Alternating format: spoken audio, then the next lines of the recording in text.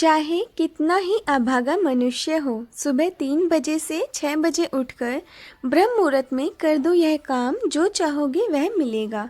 एक समय की बात है, माता पार्वती ने भगवान शिव से पूछा, स्वामी, मैंने देखा है कि चाहे कितना भी अभागा मनुष्य हो, अगर वह सुबह के समय ब्रह्म मुहूर्त में उठता है तो वह बहुत सुखी रहता है। ऐसा क्यों है?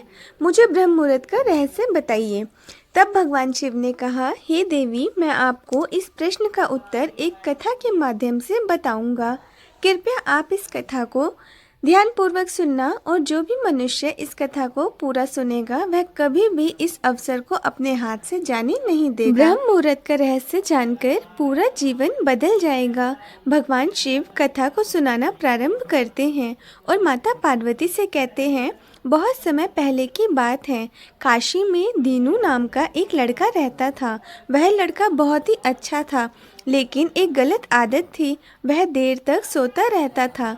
सुबह उसे जगाने के लिए घर वाले कई प्रयास करते थे, परंतु वह रोजाना सुबह देर तक उठता था। वह लड़का कभी भी 9 बजे से पहले नहीं उठता था।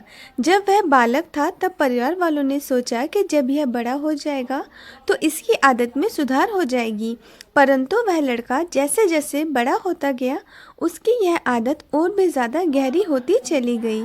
दुनिया इधर से उधर हो सकती थी, लेकिन वह लड़का कभी भी जल्दी नहीं उठ पाता था। उसके पिता उसकी इस आदत से बहुत ज़्यादा परेशान रहने लगे थे।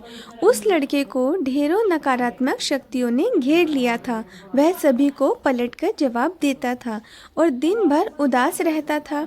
इसका असर उसके स्वास्थ्य पर भी पड़ रहा था। जब उस लड़के को यह पता लगा कि उसके सारे मित्र सफलता को प्राप्त कर चुके हैं, तो वह और भी ज़्यादा चिंतित हो गया और ईश्वर को कोसने लगा। वह बार बार यही कहता था कि मेरी किस्मत ही खराब है, परंतु उसके पिता अच्छी तरह से जानते थे कि उस लड़के के असफल होने के पीछे क्या कारण है।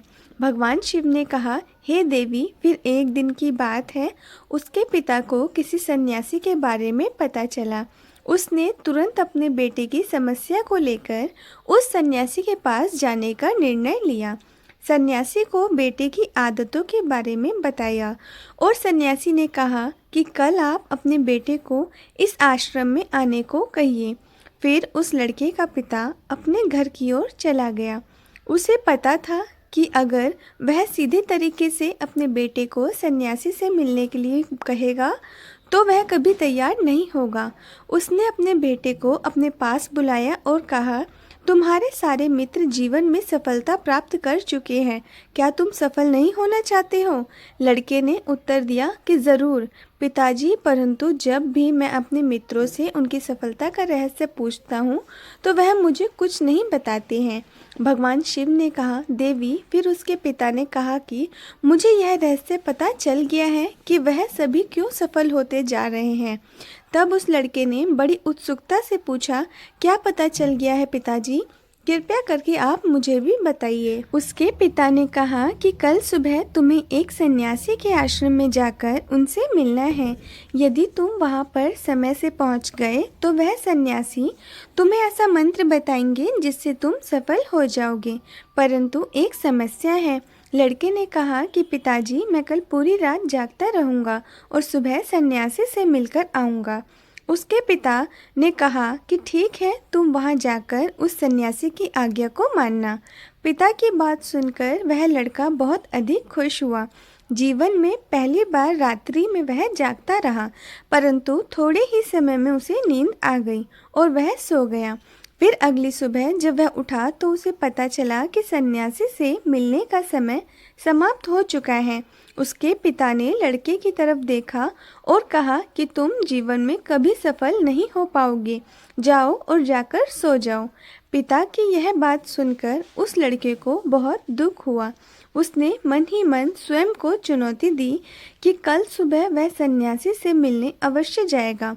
उसने अपने पैर में एक छोटा सा घाव बना लिया, जिससे दर्द के कारण उसे रात भर नींद नहीं आई। भगवान शिव ने कहा, हे देवी, यह ऐसा पहला अवसर था जब उसने अपने जीवन में पहली बार सूर्योदय देखा था। वह तुरंत ही तैयार होकर सन्यासी से मिलने के लिए चला गया। आज उसका अनुभव कुछ अलग ही था। वह बेहद शांत महसूस कर रहा था। चलते चलते वह लड़का जैसे ही सन्यासी के आश्रम में पहुंचा तो वहां पर उसने देखा कि सन्यासी और उसके सभी शिष्य ध्यान लगाकर बैठे थे। भगवान शिव ने कहा, हे देवी, फिर जब ध्यान का समय समाप्त हुआ तब लड़का उस सन्यासी के पास पहुंचा और उन्हें प्रणाम करते हुए बोला कि आपके पास कोई ऐसा मंत्र है जिससे मैं सफल हो सकता हूँ। कृपया करके मुझे वह मंत्र बताइए। मैं भी अपने मित्रों के समान सफल होना चाहता हूँ और अच्छा जीवन जीना चाहता हूँ। भगवान शिव ने कहा, हे देवी। फिर सन्यासी मुस्कुराए और बोले, अच्छा तो तुम वही बालक हो। तुम्हारे पिताजी मुझसे मिलने आए थे और उन्होंने तुम्हारे विषय में मुझे सब कुछ बता दिया था। मैं तुम्हें वह मंत्र अवश्य बता देता, परंतु अब लड़के ने जैसा ही परंतु शब्द सुना तो लड़का घबरा गया। उसने पूछा, परंतु क्या गुरुदेव? जब सन्यासी बोला, मैं तुम्हें वह मंत्र बताऊंगा, परंतु अगले 21 दिनों तक तुम्हें मेरी आज्ञा माननी होगी। मैं तुम्हें वह मंत्र 21 दिनों के बाद बताऊंगा।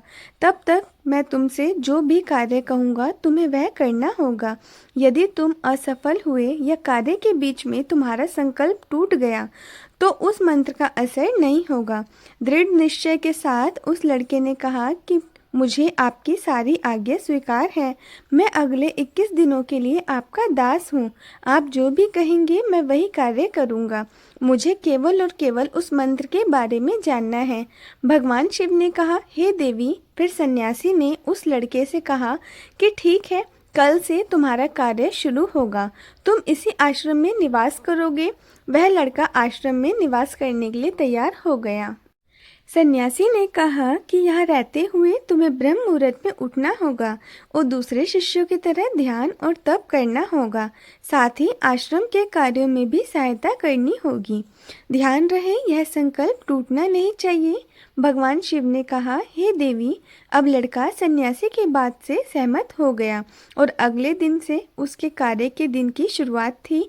इस बार उसने दृढ़ निश्चय किया, परंतु 1 सप्ताह बीतने के पश्चात ही उसका संकल्प टूट गया और वह 8वें दिन देर तक सोता रहा।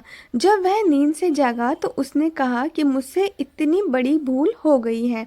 वह रोते हुए सन्यासी के पास पहुंचा और कहने लगा कि हे गुरुदेव, मेरा संकल्प टूट गया।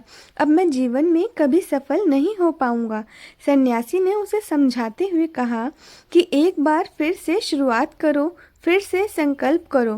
फिर लड़के ने सन्यासी से पूछा कि सुबह उठना इतना आवश्यक क्यों होता है और यहाँ पर सभी लोग इतनी जल्दी क्यों उठ जाते हैं। भगवान शिव ने कहा, हे देवी। तब सन्यासी ने लड़के को समझाते हुए कहा कि सुबह यानी ब्रह्म मुहूर्त में उठने के पीछे बहुत बड़ा विज्ञान छुपा हुआ है। लड़के ने कहा कि कृपया मुझे वह विज्ञान बताने की कृपा करें। सन्यासी ने कहा कि रात्रि को 4 पहर में बांटा गया है। पहला रुद्रकाल, जिसका समय शाम 6 बजे से लेकर 9 बजे तक होता है। दूसरा राक्षस काल, जिसका समय रात्रि 9 बजे से 12 बजे तक होता है। तीसरा गंधर्व काल, जिसका समय रात्रि 12 बजे से 3 बजे तक होता है। और सबसे अंत में जो पहर आता है उसे मनोहर काल कहते हैं। इस समय को ब्रह्म मुहूर्त या अमृत बेला के नाम से भी जाना जाता है। इसका समय भोर 3 बजे से सुबह 6 बजे तक होता है। यह वह समय होता है जब पूरे संसार की नकारात्मक शक्तियाँ निष्क्रिय अवस्था में होती हैं और सकारात्मक शक्तियाँ सक्रिय होती हैं। ब्रह्म मुहूर्त अर्थात देव मुहूर्त, ब्रह्म मुहूर्त का अर्थ देवताओं का समय होता है। भगवान शिव ने कहा, हे देवी। वह सन्यासी आगे कहता है, इस समय देवता धरती पर विचरण कर रहे होते हैं और जागृत मनुष्य पर उनका बड़ा ही सकारात्मक प्रभाव पड़ता है। ब्रह्म मुहूर्त ऐसा समय होता है जिसमें मनुष्य का मस्तिष्क बिल्कुल खाली होता है, जिससे किसी प्रकार की कोई विचार नहीं होते हैं और इस समय व्यक्ति अपनी पुस्तक खोलकर पाठ का अध्ययन करते हैं तो उन्हें सब कुछ जल्दी जल्दी याद भी होता है और यह लंबे समय तक याद रहता है। यह ऐसा समय है जिसमें हम ज्ञान को समझने का प्रयास करते हैं। इस कारण आश्रम के सभी शिष्य और संसार में बहुत से ज्ञानी लोग ब्रह्म मुहूर्त में ही उठ जाते हैं। प्राचीन काल में रोशनी का कोई स्रोत न होने के कारण लोग अपने दिन का समापन सूर्यास्त के साथ और आरंभ सूर्योदय के साथ करते थे। यह एक तरीका है जिससे मानव जीवन प्रकृति के साथ तालमेल बनाकर चलता है। भगवान शिव ने कहा, हे देवी। फिर उस लड़के ने कहा कि ठीक है, मैं कल से अपना संकल्प फिर से शुरू करता हूँ, परंतु ब्रह्म मुहूर्त में उठकर मुझे क्या क्या करना चाहिए। तब सन्यासी ने कहा कि ठीक है, मैं तुम्हें बताता हूँ कि ब्रह्म मुहूर्त में क्या करना चाहिए और कैसे करना चाहिए। सबसे पहले उठकर धरती माता पर पाँव रखने से पहले धरती माता को प्रणाम करना चाहिए और अपनी दोनों हथेलियों को देखना चाहिए और ईश्वर को धन्यवाद देना चाहिए कि उन्होंने तुम्हें आज का सूर्योदय देखने का अवसर दिया है। इसके बाद नित्य कर्म और स्नान करने से शरीर की ही नहीं बल्कि मन की शुद्धता भी बढ़ती है। स्नान करने के पश्चात ध्यान की प्रक्रिया होती है। ब्रह्म मुहूर्त में ध्यान की अवधि 21 दिन तक होती है। इस विधि का उपयोग तब किया जाता है जब आप अपनी कोई मनोकामना की पूर्ति करना चाहते हैं। यह ऐसा समय होता है जब व्यक्ति अपनी आज्ञा चक्र को सक्रिय करने पर काम करते हैं। भगवान शिव ने कहा, हे देवी। आगे वह सन्यासी कहता है, आज्ञा चक्र दोनों भौहें के बीच होता है। यह संकल्प का स्थान भी कहा जाता है। अगर इस चक्र पर ध्यान केंद्रित किया जाए और अपनी मनोकामना को बार बार दोहराया जाए तो मात्र 21 दिनों के भीतर वह मनोकामना पूरी हो जाती है। अगर आपके मन में कोई अधूरी मनोकामना है और आप उसे पूरा करना चाहते हैं, तब उसे सबसे पहले उस मनोकामना का स्पष्टीकरण कर लें। आपको क्या चाहिए यह निर्णय अवश्य कर लें। इसके बाद ध्यान की विधि को शुरू करें। ब्रह्म मुहूर्त में स्नान के बाद एक ऐसा स्थान चुनें जहां पर वायु का प्रवेश हो। ध्यान में शुद्ध प्राण वायु का होना आवश्यक होता है। ध्यान की मुद्रा में रीढ़ की हड्डी सीधी होनी चाहिए, साथ ही गर्दन भी सीधी होनी चाहिए। सुखासन की अवस्था में दोनों हाथों को घुटने पर रखकर आंखें बंद करके बैठ जाएं। हाथों की मुट्ठी को बंद कर लें और 2-3 मिनट तक बिल्कुल शांत हो जाएं। जब आपका शरीर स्थिर हो जाए और श्वास भी शांत हो जाए, तब उसके बाद अपना सारा ध्यान आज्ञा चक्र पर लगाएं। इस दौरान लंबी गहरी सांस लें और सांस को रोककर रखें। इस समय आप अपनी इच्छा को मन ही मन दोहराएं और अपने मन से इष्ट देव और देवी देवताओं और गुरुजनों का चिंतन करें। भगवान शिव ने कहा, हे देवी। उस सन्यासी ने कहा, जब सांस को रोकना कठिन हो जाए तब धीरे धीरे सांस को बाहर की ओर छोड़ो। सांस को नाक से भरें और मुख से बाहर छोड़ें। इस प्रक्रिया को 3 से 4 बार प्रतिदिन दोहराएं और ऐसा प्रतिदिन करने से आपकी जो मनोकामना है वह अवचेतन मन तक अवश्य पहुंच जाएगी और इच्छा पूर्ति जल्दी होगी। आज्ञा चक्र सक्रिय होता है और हमारी आज्ञा को पूरा करता है।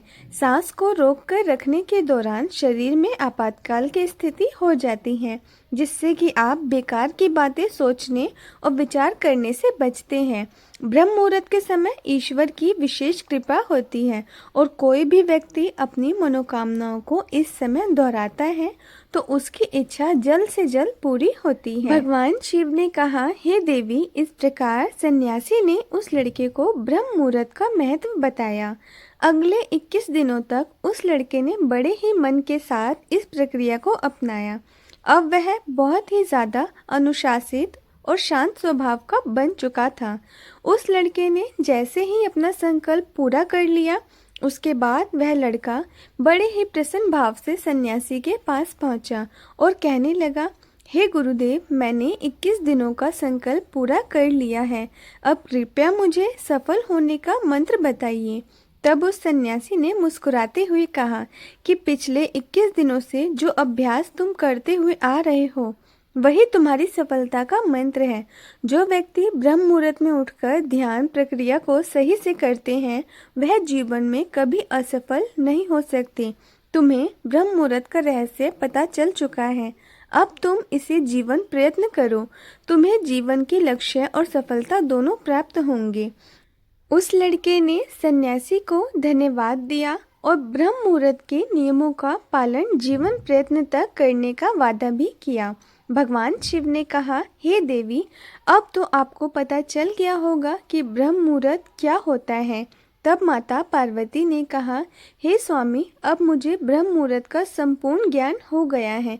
इतना कहकर माता पार्वती ने भगवान शिव को प्रणाम किया। वीडियो अगर पसंद आया हो तो वीडियो को लाइक और हमारे चैनल को सब्सक्राइब करें और अपने दोस्तों के साथ शेयर करें। धन्यवाद।